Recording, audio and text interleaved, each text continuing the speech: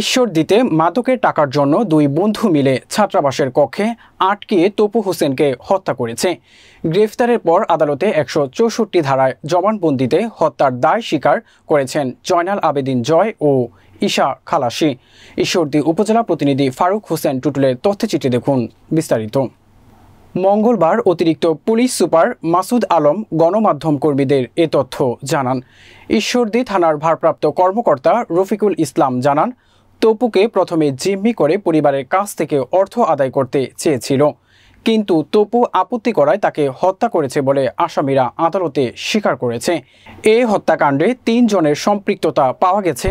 ২ জনকে গ্রেফতার করা হলো। সোহেল নামের একজন এখনও পলাতক।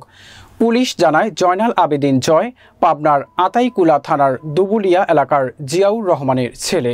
তিনি ঈশ্বরদী সারা মারোয়ারি মডেল স্কুল অ্যান্ড কলেজের ২য় বর্ষের ছাত্র।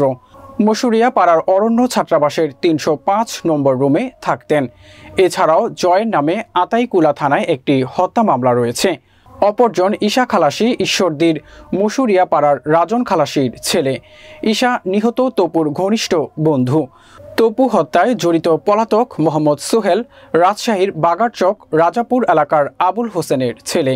তিনিও অরণ্য ছাত্রাবাসে থাকতেন। তিনি ঈশ্বরদী সরকারি কলেজের রাষ্ট্রবিজ্ঞান বিভাগের ৩য় বর্ষের ছাত্র। শনিবার রাত ১২টার দিকে মশুরিয়া পাড়ার অরণ্য ছাত্রাবাসের ৩য় তলার ৩০৫ নম্বর কক্ষের ট্রাঙ্ক থেকে তপুর মরদেহ উদ্ধার করে পুলিশ। এ ঘটনায় তার বাবা আবুল কাশেম প্রামাণিক বাদী হয়ে ঈশ্বরদী থানায় একটি হত্যা মামলা দায়ের করেন।